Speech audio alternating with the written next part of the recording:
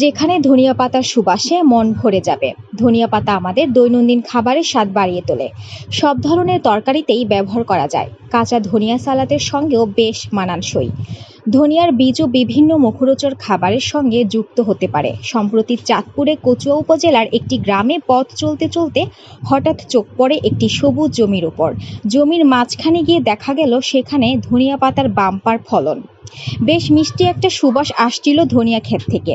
দুইজন কৃষক জমিতে ধনিয়া চাষের যত্ন নিচ্ছে। ধনিয়া পাতাগুলো বড় হয়ে উঠেছে, এখন এগুলো ব্যবহারের উপযোগী। কৃষকের সাথে কথা বলে জানা গেল প্রায় সকল ধরনের মাটিতে ধনিয়া চাষ করা যেতে পারে, তবে মাটির পিএইচ পরিসীমা 8 থেকে 10 হওয়া উচিত। ধনিয়া চাষের জন্য পানি নিষ্কাশনের ব্যবস্থা থাকা প্রয়োজন। জমি ভালোভাবে প্রস্তুত করার জন্য মাটি ভেদে 4 থেকে 6 বার চাষ ও মই দেওয়া উচিত। শেষবার চাষের আগে জমিতে গোবর সার 40 কুইন্টাল প্রয়োগ করতে হবে। ধনিয়া পাতার জন্য সারা বছর চাষ করা যায়, কিন্তু বীজের ক্ষেত্রে শুষ্ক ও ঠান্ডা আবহাওয়া প্রয়োজন। এই জন্য বীজের ক্ষেত্রে শীতকাল বা রবি মরশুমে চাষ করা উত্তম।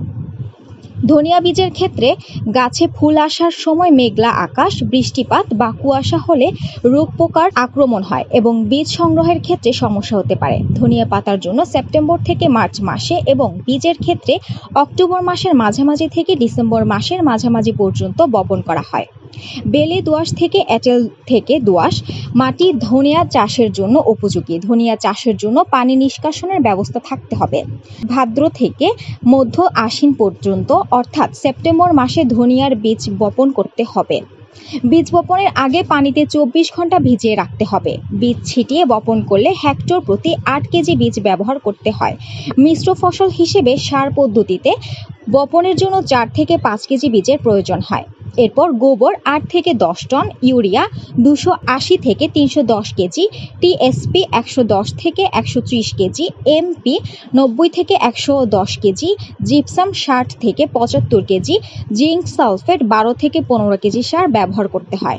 জমি তৈরির সময় অর্ধেক গোবর, সব টিএসপি ও অর্ধেক এমপি সার প্রয়োগ করতে হয়। বাকি অর্ধেক গোবর চারা রোপণের 1 সপ্তাহ আগে মাদাই দিয়ে মিশিয়ে রাখতে হবে। এরপর চারা রোপণ করে সেচ দিতে হবে।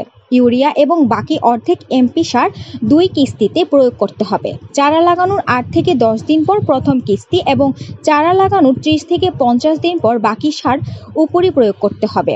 চারা গজানোর 10 থেকে 15 দিন পর সারিতে 5 সেন্টিমিটার পর পর একটি চারা রেখে বাকিগুলো তুলে ফেলতে হয়। বীজ ফসলের ক্ষেত্রে প্রতি 10 সেন্টিমিটার পর পর একটি চারা রাখতে হয়। নিড়ানি দিয়ে আগাছা পরিষ্কার এবং মাটি ঝুরঝুরে করে দিতে হয়। প্রতিবার সেচের পর জমির জো আসা মাত্র মাটির চটা ভেঙে দিতে হয়। ধনিয়ায় জমিতে পানি নিষ্কাশনের ব্যবস্থা থাকতে হয়। ধনিয়া পাতা চাষের ক্ষেত্রে গাছের অনেক যত্ন নিতে হবে। ধনিয়া পাতা গাছের সাথে অনেক আগাছা ও পরগাছা জন্ম নেয়, তাই সর্বদা আগাছা পরিষ্কার করতে হবে, মাটি ঝুরঝুরে করে দিতে হবে।